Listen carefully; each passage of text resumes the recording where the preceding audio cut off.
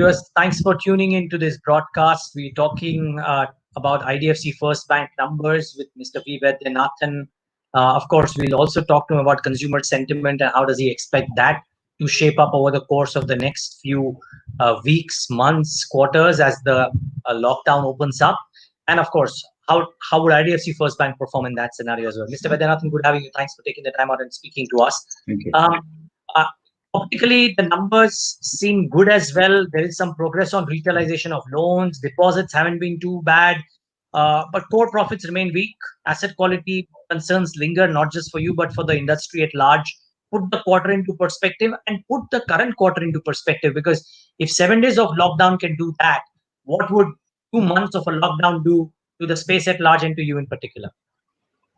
I think it's a fair question, but if you said put the quarter in perspective, let me just say that it's been a hairy quarter to start with. I mean, it started with January and February being fantastic quarters. We saw very good growth. We saw every retail business growing.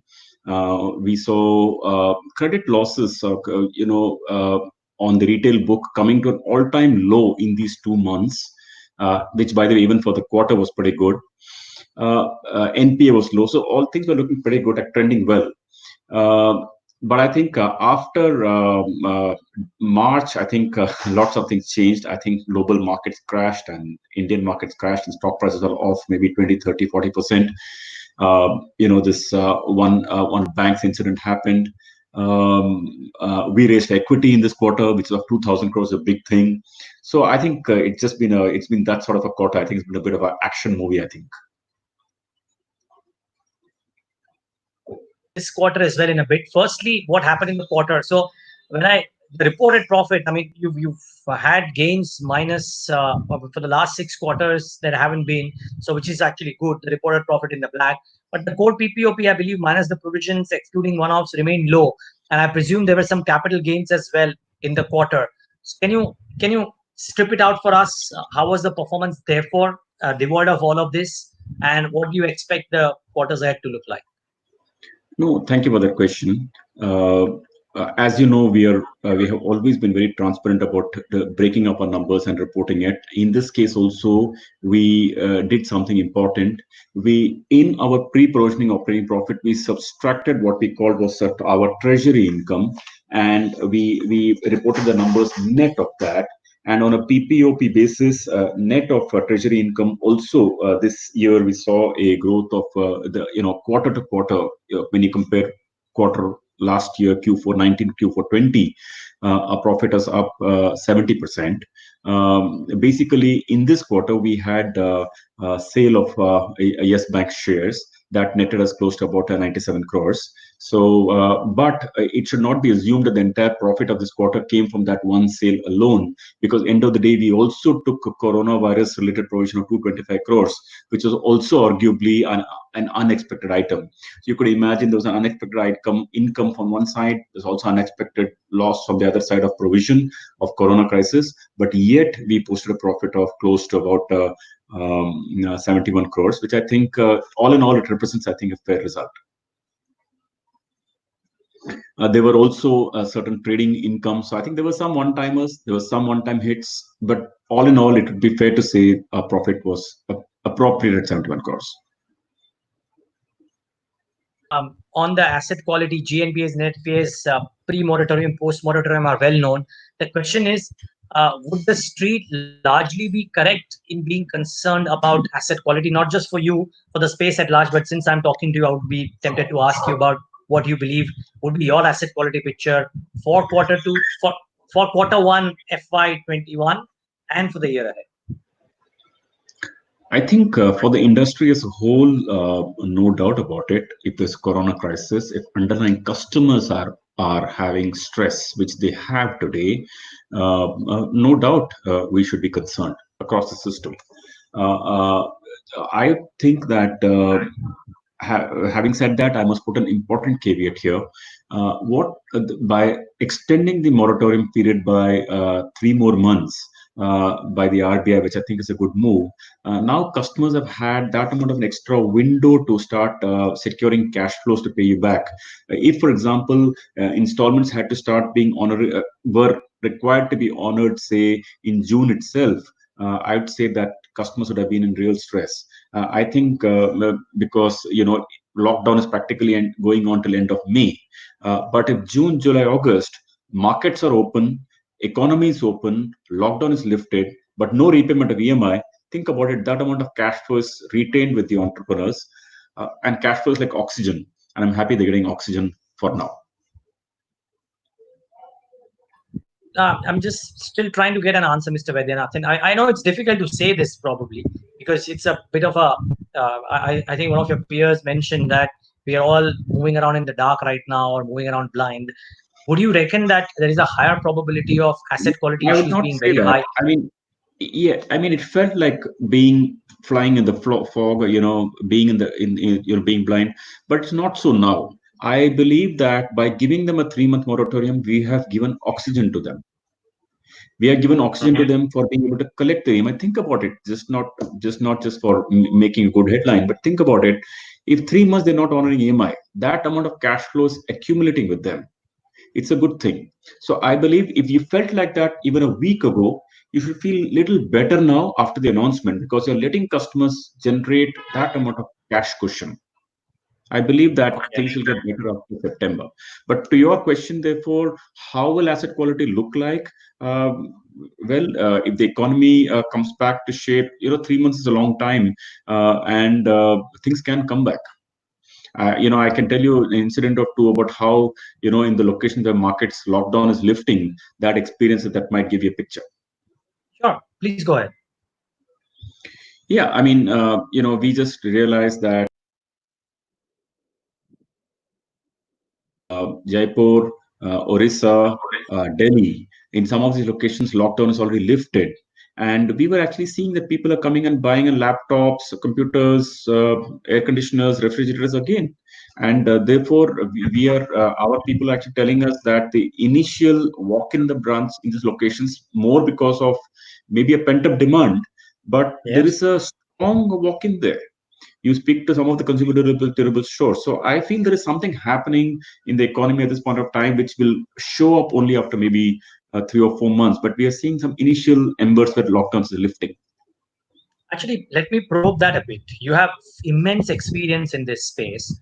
Um, what would happen to consumer spending, for example, in a country which has seen, arguably, which we will see the first GDP contraction in so many years? In my investing career, or rather, my journalistic career, I haven't seen this.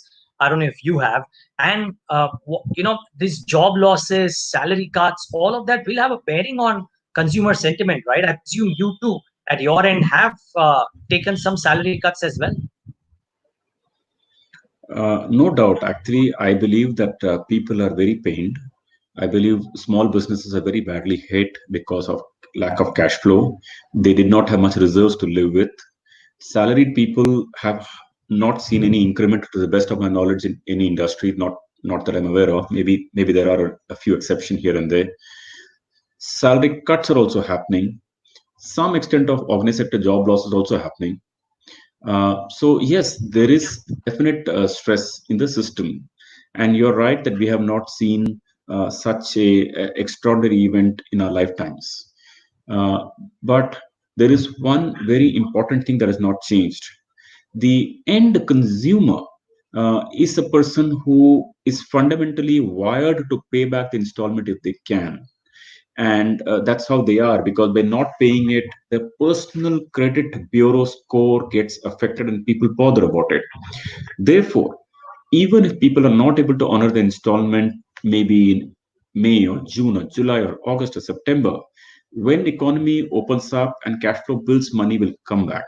So I'm going with the theorem that consumers may delay but they will pay, uh, and that could be a fair theorem if given time. I no, I was just trying to correlate because I think you at your end too have taken salary cuts, announced salary cuts for a wide range of employees too, right, Mr. Vaidyanathan?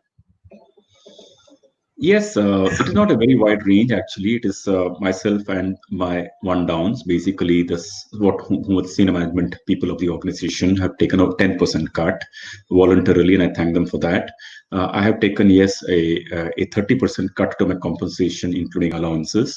We felt that everybody around us, whether it's a coconut seller or just anybody, any shopkeeper, kirana shop, everybody has suffered loss of income. So really, if we are well paid people, and therefore if we have a take a 30% cut, it is only appropriate that we are part of the occasion, and everybody takes a little pain.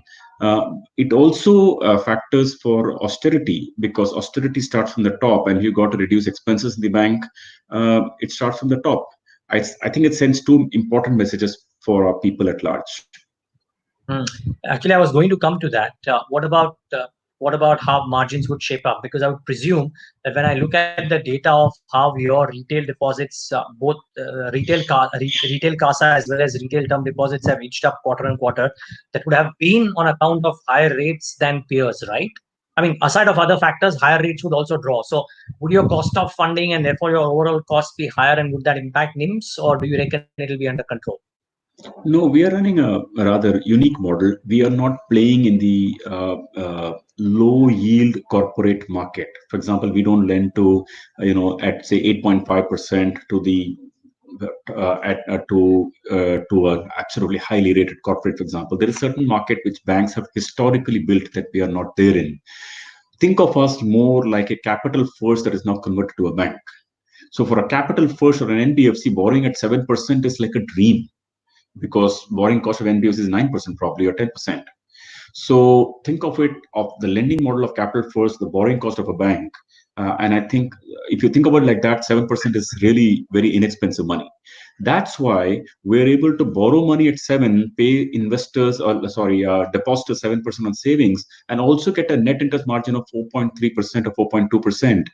That's the reason we're able to do this. And I think this story can sustain with us. Okay. Since you mentioned capital first, I just have one last question on this interaction, and that is, what do you, how is it, I mean, what do you tell people? Let's say there are a set of investors who are coming and asking you, in your wisdom currently, how would the next 9 months shape up? My question is this: it's a perfect storm, right? There are people who are, I agree that people want to pay back, but we have to agree that the consumer spending might take a bit of a backseat because there have been job losses and salary cuts. So, in a scenario when consumer spending might take a bit of a hit, we have migrant workers moved out, and therefore the MFI space might take a bit of an issue in terms of their repayments, etc. And maybe your customers too might be, some of them might be of that profile, if at all. I do not know, but I'm asking you, how would you be as the management uh, talking to investors about what the 9 months would go up? Why shouldn't there be a possibility of nasty surprises coming in? Because I think investors seem to be baking that in when it comes to the Indian financial space right now. And one can see it in the way the stock prices have gotten decimated.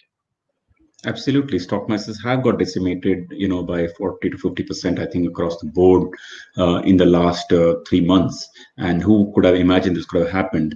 But basically, they are baking in definitely the worst. Think about it. At this point of time, you're not leaving your homes. Every city looks like a ghost town. There are no shops.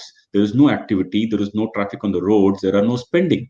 So this obviously is in my opinion the worst of where it can get, because you will not, it's in the feeling, and that's it's reflecting in the stock prices. But let us look, say, 6 months ahead, and let us imagine that Neeraj, that shops are open, people are on the roads, people are going to the offices, and economic activity started. You will not feel like that. So I like to say it's darkest before dawn. It is definitely one of those things, and it's playing on your psychology even today as I speak, no doubt about it. Therefore, I think that when you look 6 months forward and hopefully economic activity is happening, base effect will come to play, because it's been arguably the worst year. Just to corroborate what he just said, that is the worst summer seen for colas, for for biscuits, for ice creams, for refrigerators, for air conditioners. It's just the worst summer ever. So obviously things will get better from here, and next year base effect will kick on. you will see economic activity. So we should always look a little ahead. If we look like the here and now, we will always make wrong decisions. Secondly, let us not forget that India is not a closed story. It's it's like, think of it like a 1 year you've written off economic activity for a while. But there's year 2, there's year 3, year 4, year 10, and life will be back. So that's the way to think about it. The way I think about it, because at least I'm building this bank, IDFC First Bank, for the long run. And if we have to sacrifice this year in the process, that's part of life. What do we do? It's Corona. We didn't. It's the way it's come. Yeah, completely. I mean, it's nobody's fault the way it is shaping. I was just trying to get a sense whether you believe that there could be some nasty surprises that could come out, or do you My reckon that? my sense is that the nastiest surprises is probably baked in the way stocks are valued today. Okay. But I mean, I'm not a good judge of stock prices. I have no investments apart from my own bank. But I'm just conceptually saying that market's probably fearing the worst. End of the day, this amount of support from the government of 20 trillion rupees, a good portion, 8 lakh crores coming from the RBI, it's all not going to count for nothing. Things have begun to move. I mean, we have to go. We are in business after all, and we have to go with the assumption. Okay. Mr. Vaidyanathan, we'll leave it at that. Thank you so much for taking the time out, and all the best for the quarters ahead. Thank you very much. Thank you.